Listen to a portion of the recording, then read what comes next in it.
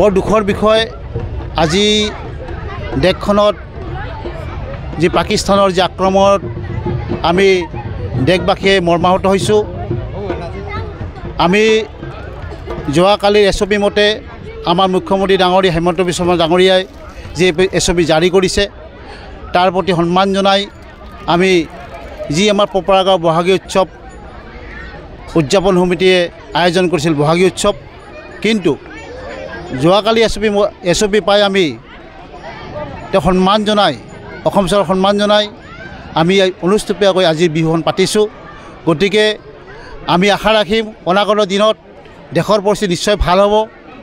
আমাৰ মাননীয় প্ৰধানমন্ত্ৰী নৰেন্দ্ৰ মোদীৰ যিটো নেতৃত্ব বলিষ্ঠ নেতৃত্ব, তেওঁ যি আমাৰ সেনাবাহিনীৰ যি নেতৃত্ব দিছে, আমাক যি সুৰক্ষিত কৰি আছে, তাৰ বাবে আমি ধন্যবাদ জনাইছোঁ। আমি দেশখন কুশলে থাকক, ভালে থাকক, সকলোৱে সুস্থ থাকক তাৰে কামনা কৰিছোঁ। আৰু অনাগত দিনত নিশ্চয় আমি পপৰাগাঁও বহাগী উৎসৱ উদযাপন সমিতিয়ে সুন্দৰ এটা পৰিৱেশ পাম। আজি প্ৰথম কাৰ্যসূচী পতাকা উত্তোলন, শ্বহীদ বেদী মাল্যাৰ্পণ। আমি শ্বহীদসকলক আজি চেলুট জনাইছোঁ, তেওঁলোকৰ আমি সম্ভাষণ জনাইছোঁ।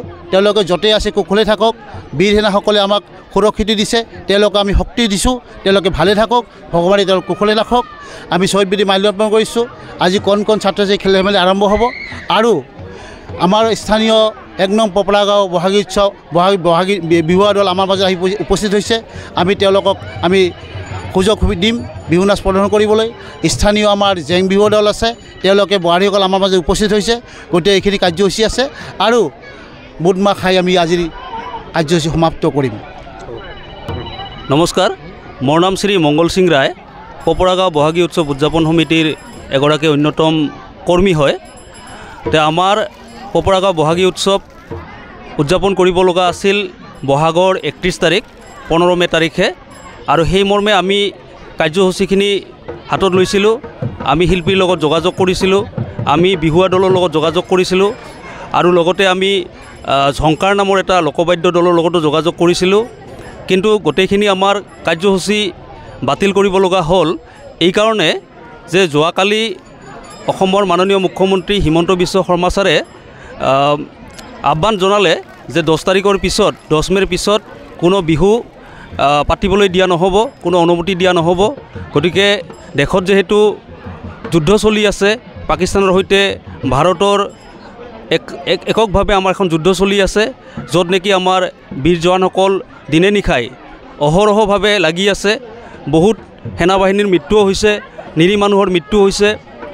গতিকে ইফালে বহাগী বিদায় পাতি আমি আনন্দ ফূৰ্তি কৰিব বিচৰা নাই, বা সিফালে মানুহৰ মৃত্যুৰ কিৰিলি আমি শুনিব আশা কৰা নাই।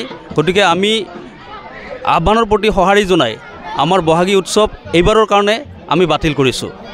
আৰু আমাৰ কৰ্ণধাৰ সমিতিত প্ৰস্তাৱ হৈছে যে আমি বহাগী উৎসৱ পাতিব নোৱাৰিলেও আমি অনুষ্টুপীয়াকৈ আজি পপৰাগাঁও এম ই স্কুলৰ খেলপথাৰত আমি পতাকা উত্তোলন, শ্বহীদ তৰ্পণ তথা ল'ৰা ছোৱালীসকলৰ মাজত খেল ধেমালি, লগতে আমাৰ স্থানীয় বিহু হুঁচৰি দলক আমন্ত্ৰণ কৰা হৈছে।